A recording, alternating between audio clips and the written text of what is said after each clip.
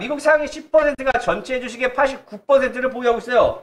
야, 이건 선 넘었지? 형, 이건 선 넘은 거 아니야? 다 들고 있는 거 아니에요, 이 정도면? 야, 아니, 상위 10%가 전체 주식의 89%, 야, 거의 90%를 보유하고 있네. 합치면 100%? 저게 고래지. 그쵸. 코로나로 이제 자산이 불평등이 심화되고 있다. 왜? 코로나 이후에 부동산부터 시작해서 주식부터 시작해서 모든 자산이 다 올라가고 있죠? 내 월급 빼고. 다 올라가고 있기 때문에 어떻게 보면은 뭐 당연하다라는 생각이 들어요. 또 여기서 플러스로 보면은 부자들은 경제 위기 때 뭐 했다? 오히려 주식을 모아갔습니다. 그렇기 때문에 부자들은 더 부자가 됐고 가난한 사람들은 더 가난해지는 그런 현상을 볼 수가 있는데 네, 이게 어찌 보면 K자 회복이죠. 네, 잘 사는 사람은 더 잘 살게 되고 힘드신 분들은 더 힘들게 되는. 자, 그래서 미국의 상위 10% 부자가 전체 주식의 90% 가까이를 보유하고 있는 것으로 나타났고요. 사상 최대 규모라고 합니다. 어마무시한 부자들이 주식을 사모으고 있다는 얘기겠죠. 그죠. 코로나 대유행 이후에 자산 불평등을 키워주고 있다는 분석이 나오고 있는데 당연히 자산 불평등을 키우고 있을 수밖에 없습니다. 왜? 사실 우리는 항상 뭘 가지고 삽니까? 저희는 항상 리스크를 가지고 삽니다. 네네. 저희의 재산의 거의 90%가 비트코인으로 이루어져 있고요. 만약에 비트코인이 무너지면 우리는 거지 되는 거야.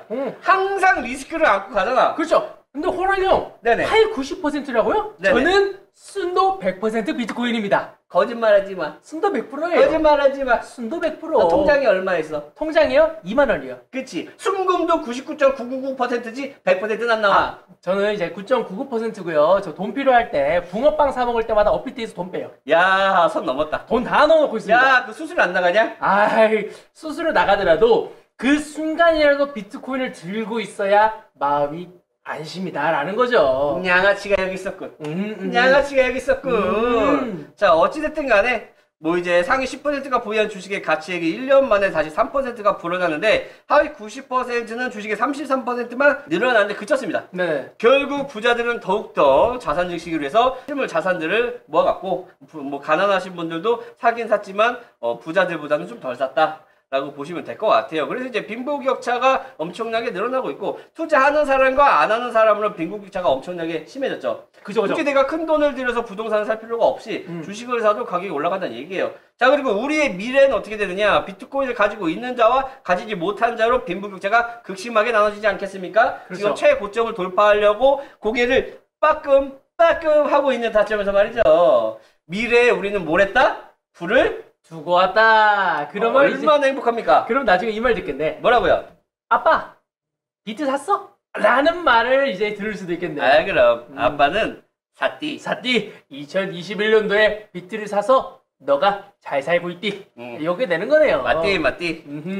자, 어찌됐든 간에 너무 이제 빈부격차가 너무 심해지기 때문에 이거를 또 잡아야 되는 게 아닌가라는 생각들이 많이 나오고 있습니다. 너무 이제 빈부격차들이 너무 심해지고 있고 상위 1%로 좁혀지면서 격차가 더 뚜렷해지고 있고 아무래도 뭐 자산을 갖고 있는 사람과 없는 사람들의 뚜렷한 자산의 가치가 차이가 나면서 많은 사람들이 지금 투자하지 못한 사람들은 이제 분노를 감추지 못할 거라고 생각이 들어요. 그래서 자, 노동자들은 현금을 갖고 있고 자산가들은 투자를 하죠. 그래서 항상 말하는 것처럼 부자들은 항상 리스크를 가지고 산다.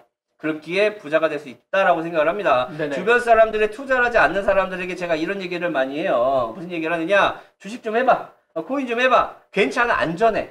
이제 제가 게임을 요즘 하고 있잖아요. 네. 게임에 있는 우리 길드원들한테도 항상 얘기합니다. 비트코인 사. 지금 사. 그때가 5천만 원짜리였어. 그렇죠. 5천만 원대 내가 비트코인 사세요. 에휴, 가격 떨어져. 신경 쓰지 말고 사 그랬더니 아무도 안 샀어. 노동자들은 어찌됐든 현금을 보유하고 있고 리스크가 없는 삶을 원하기 때문에 그런 거고 우리 같은 경우는 항상 매 순간 리스크를 갖고 있죠. 뭐 재산이 한 번에 80%까지 떨어진 적도 있습니다. 네네. 내가 뭐 100억 있다가 갑자기 20억까지 자산이 떨어진 적도 있어. 물론 왜? 그 정도로 비트코인은 하락폭이 크고 상승폭도 크니까 네네. 리스크를 항상 안고 산다는 거지. 하지만 시간이 지나니까 어떻게 됩니까? 확연히 갈라지죠.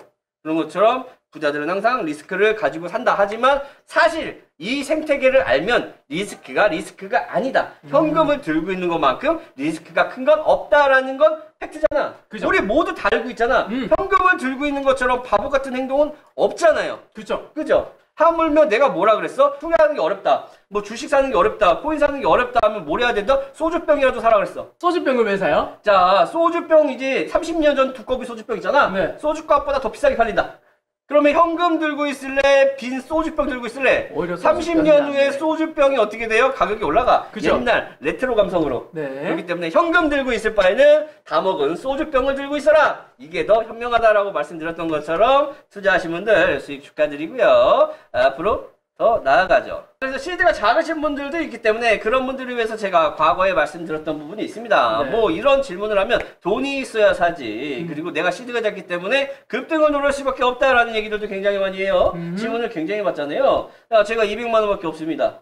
최대한 끌어도 뭐 300만 원밖에 더 끌어오지 못해요. 그죠. 자, 이렇게 500만 원밖에 없는데 어떻게 시작을 해야 되나요? 이걸 가지고 한 번에 급등을 노려야 이번 불장에 돈을 더 많이 벌지 않을까요? 라는 질문들을 굉장히 많이 하거든요. 정말 바보 같은 질문입니다. 자, 저희도 몇백만 원 갖고 시작했고 얘는 진짜 돈 한 푼 없이 시작해갖고 수십억 자산가가 됐어요. 시드가 중요한 게 아니다라고 말씀을 드리고 싶고 시드를 불리기 위해서는 뭐부터 해야 되느냐 하나하나 설명을 드리도록 하겠습니다. 과거에 말씀드렸던 내용이에요. 첫 번째, 돈 버는 능력. 뭐가 있느냐? 내가 노동자로서 회사 일만 하지 말고 회사 일 외에 몇 시간만 투자해서 위탁 판매라든지 스마트 스토어, 블로그, 대리운전, 쿠팡맨, 배달 이것만 해도 한 달에 몇십만 원씩 더 벌 수 있고요. 그 다음에 요즘에 뜨고 있는 게 당근마켓 리셀입니다. 맞아요. 당근마켓에 샤넬백 갖다 팔기도 하고요. 네네. 요즘 요것도 있어요.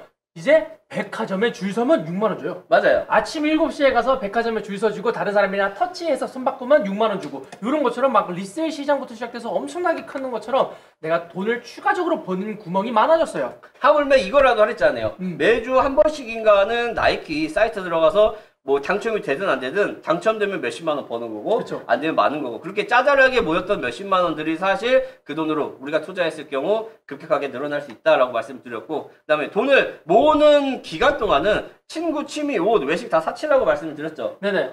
저는 이렇게 했기 때문에 500만 원부터 시작해갖고 수백억 자산가가 되기까지 저는 이렇게 했기 때문에 제 얘기를 적어놓은 겁니다. 이 친구도 마찬가지고요. 난 아직도 목 다 늘어난 이거 4년 된 맨투맨 입고 다닙니다. 자, 그래서 친구, 취미, 옷, 외식 이런 거 사치예요. 내가 부자가 되기 전까지는. 그죠. 부자가 되면 어차피 다 돌아오고 다 즐길 수 있습니다. 그리고 돈을 쓰는 능력에 대해서는 아무것도 쓰지 말라는 게 아니고 자신의 가치를 상승할 수 있는 데는 돈을 써라. 뭐 학원비가 됐든 책이 됐든 뭐 교육 과제가 됐든 이런 거는 써도 괜찮다. 그리고 돈을 부리는 능력에는 자, 대출을 통해서 펀딩피 이런 걸 가지고 대출 이자보다 더 이자를 많이 주는 상품을 통해서 안전하게 돈을 벌어가라라고 말씀드렸죠. 그죠. 그래서 전셋집을 얻는 것보다 차라리 월세집을 살면서 그 전세 자금으로 펀딩피 받고 월세 내는 게 더 큰 수익이다라고 말씀을 드렸습니다. 요즘 전세가 몇 억씩 하잖아요.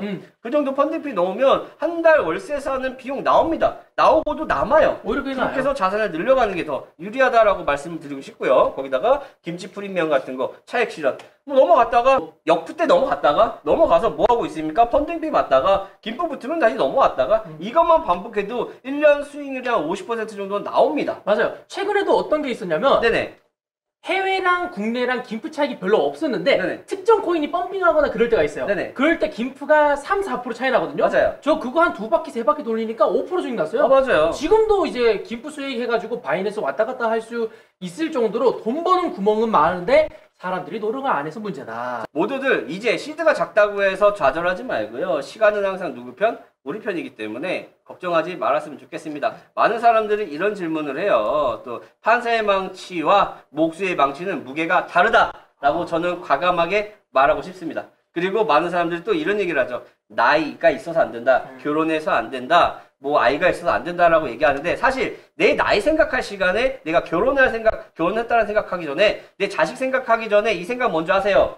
당신이 잘할 수 있을까? 내가 잘할 수 있을지 없을지도 모르면서 왜 먼저 나이 생각을 하고 주변 환경을 탓하지? 맞네. 맞지 않습니까? 뼈 때리는 말이네. 맞아요. 보통 사람들은 시작도 하기 전에 내가 이 일을 잘할 수 있을까라고 생각은 안 하고 일단 환경 때문에 안 된다라고 걷어칩니다. 환경이 돼도 안 될 사람들은 안 돼. 그렇죠. 그렇기 때문에 환경 탓하지 말고 내가 과연 할 수 있는 사람이 될까를 먼저 따지면 좋을 것 같아요. 자, 다시 본론으로 돌아가서 판사의 망치와 목수의 망치의 무게는 당연히 달라야 되죠. 세상은 노력하는 사람이 성공하는 세상이 돼야 모두가 노력을 하고 부자가 되려고 노력을 하겠죠.